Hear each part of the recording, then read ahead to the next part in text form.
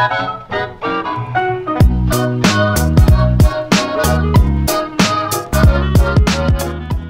is going on, everyone's Nero again. Today review an episode of Dear Nero, a rather late episode of Dear Nero, a series on my channel where essentially I post it on Wednesdays, but I'm posting it today here on Friday, where I should be posting Moab Friday, which will be posted today as well, but not the point. If you watched my video yesterday, you'll understand why Dear Nero is a little bit late this week. It usually goes on Wednesday, and this Wednesday just so happened to be Halloween, and I got a really cool video idea. But if you guys watched the video I posted yesterday, you guys will understand why this video is late, but better late than never. The Halloween episode of Dear Nero, the Halloween edition, if you will, is here.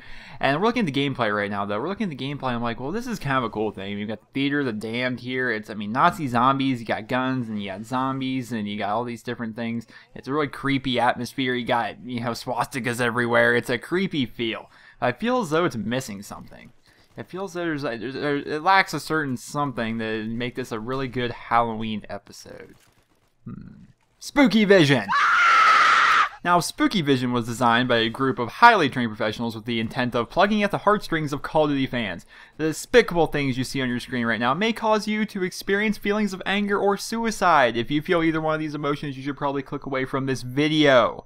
Now, let's hop on this week's episode of Dear Nero. Now, if you're unfamiliar with what Dear Nero is, essentially just a series on my channel here every Wednesday. Well, obviously today's not Wednesday, but typically every Wednesday, you guys send me in personal messages, fan mail, fan questions, if you will, and I feel as though if a lot of people can benefit from them, I will answer them, or if it's an interesting question, I will answer them. This particular episode features around Halloween questions. It kind of revolves around Halloween-based questions. I got some good ones for you. So, first question, he writes, Dear Nero, my question for Halloween is, what is your favorite costume you went as? Riley from Canada. Now, I think Riley from Canada is like a repeating guest on here. He seems to send some good questions, I guess. But what would my favorite costume be as a child trick-or-treating? I'm going to say, I don't know. I went as Darth Maul one year, and I think that was very fun. I wasn't even really into Star Wars, but I liked the fact that I had a double-edged lightsaber I could hit my friends with. That was a cool thing. But if I had to pick my all-time favorite costume I'd win it as for Halloween, it's probably the vampire. Alright, I was a vampire one year. The reason I like this vampire costume is not so much that it's, you know, a vampire concept or whatnot, but it was the fact that it was a more original concept than what most people actually do. Most people for Halloween, they'll go to like Walmart, or they'll go do this, that, and they'll pick by themselves out a costume. What I did is I painted my entire face white. I got the fake blood and whatnot, and I think the clothes, I think I may have bought in a cape. Other than that, the rest of the costume was actually made by myself and my mom with the intent, because we couldn't find a good Halloween, you know, vampire themed costume. And it was kind of like one we made together, and it was kind of cool because I was a younger kid. It was a really cool costume because of the fact that, you know, I thought it was awesome to have all this fake blood, which fake blood, by the way, tastes like ass. It's horrible. I can remember it to this day, this gross feeling. This gross taste in my mouth, if you will, from this fake blood that obviously if you're a vampire, you have to have fake blood all over him. It was a horrible experience in terms of eating the fake, or accidentally swallowing the fake blood and stuff like that. But other than that, it was a cool costume. That was probably my favorite costume as a kid. Next question, he writes, Dear Nero, how old were you when you stopped going trick-or-treating? Brian from Pennsylvania. Well, Brian, I like you. Now, I think I only chose your question because you're from Pennsylvania. But how old was I when I stopped trick-or-treating? This is a question that can... a lot of people might be able to relate to. A lot of people are in that middle school or early high school thing. You're wondering, what age do you stop trick-or-treating? I stopped after I was 12, I think. Because when I was 13 is when we initially moved. I don't think I've ever actually been trick-or-treating since we moved to the town I currently live in. Before then, we would go trick-or-treating every year because it was my brother who's 5 years younger than me. So when I was 12, he was 7. Obviously, that's about the right trick-or-treating age, right? I would go with him, and I would just get candy on the side just for being there with him, and it was kind of a cool thing.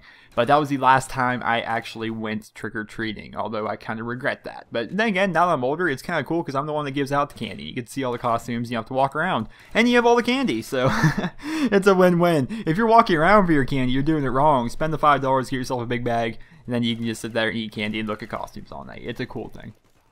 Next question, he writes, Dear Nero, what monster would you be if you could be one? A vampire, a zombie, or a werewolf? A fan from the Northwest. This is tricky, okay? Now let's weigh some options here. Okay, if I'm a zombie, I'm already dead. If you're already dead, I'm pretty positive you can't feel pain. Does that make sense? I don't think you can feel pain if you're a zombie. That's a cool thing.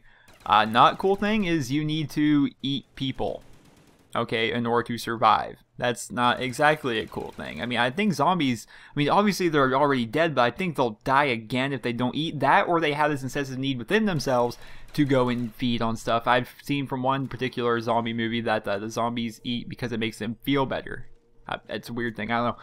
That could be a possibility for zombies. But when you look at vampires, okay, what are some benefits of vampires? Also already dead. They can fly and turn into bats. Some negatives. Sunlight hurts them. Wooden stakes hurt them. A lot of things hurt vampires. There's actually a video I seen. I forget who posted it, but someone essentially made videos like vampires are stupid. I think it was actually the Angry Nintendo there. He's like, vampires are stupid because throughout history, without all different stories of vampires and whatnot, basically everything can kill a vampire. So, and then you got the werewolf, which the werewolf is probably going to be my choice for this. Because one, it only affects me on a full moon.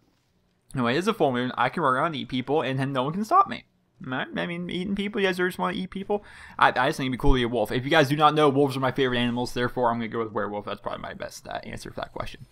Next question. He writes, Dear Nero, how are you... Oh, okay. Dear Nero, you know how you were supposed to say trick or treat when you go up and get candy from Halloween? Well, my question for you is, have you ever done any tricks or for anybody and just to get some candy, or done any other random experiences? Eugene from South Carolina. There was only one instance in which this happened. It was the very last time I went trick-or-treating. I was 12 years old at the time. Maybe 13, actually. 12 or 13. Yeah, probably 12. That was the year I decided I was going to go as a skateboarder because I was going into that teenage year. You didn't want to dress up like anything. So basically I went as myself, but I had my skateboard with me. And we were just riding around and we were getting candy that way. Well, one lady, one of those people that's just way too overly involved with the holiday, decides like, well, you said trick or treat. Well, I'm not going to give you a treat until you do a trick. I don't know if this was kind of a troll on her part because she thought I was too old to be trick or treating, or if she was just one of those really over involved people that love the holiday a little bit too much. But I did an ollie on my skateboard, and that got me candy. And it made her feel good. I've obviously 12-year-old me being able to show off my ollieing skills, which obviously isn't even hard to do. Show off some ollieing skills. That was kind of a neat thing. That's something that I feel like she'll remember that. And I obviously I remember it, so that's kind of a cool thing. And let's see what else we got here. Oh, final question. All right, I guess we're down to our final question. He writes, Dear Nero, are you a big fan of the trolling/pranking part of Halloween? I was wondering because seeing how it has been super cold to us to just stand. I hate people. That doesn't make any sense. I was wondering because seeing as how it's been super cold to us, it's to just stand on top of my roof and then. Maybe he meant cool? I should really preview these before the show, huh? So basically, he's like, I'm wondering, because seeing as to us, it's super cool to stay on top of the roof, and when trick-or-treaters come by, pour a bucket of cold water on them. Not little kids, just the teenagers. I wasn't sure if I'm even allowed to do this, but I was just wondering what your thoughts on this are. Sincerely, Oreo from Florida. Well, obviously, someone who calls himself Oreo is, can't spell properly. But okay, my thoughts on Halloween pranks, Halloween trolling. If for a lot of people that don't know, that's one of the ways, or one of the reasons Halloween started, is the whole trick-or-treat thing. That kind of came way back when. I'm not going to give you the exact time because I don't know the exact time date. Obviously, it comes back from Celtic rituals and Druids and all that, but a lot of the things about trick-or-treating is people play pranks on each other, right? And they're harmless pranks. Like, they would take their neighbor's fence gate and they would go hide behind their house or something like that and then replace it the next night or something like that. Little tricks like that.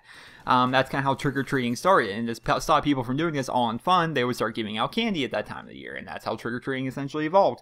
But my thoughts on Halloween pranking, I've never done any of it. I don't know. I used to do the ding dong ditch. We had a much more offensive term for it. I think a lot of people might know what I'm talking about. It's another phrase for ding dong ditch, but that's what people around here call it.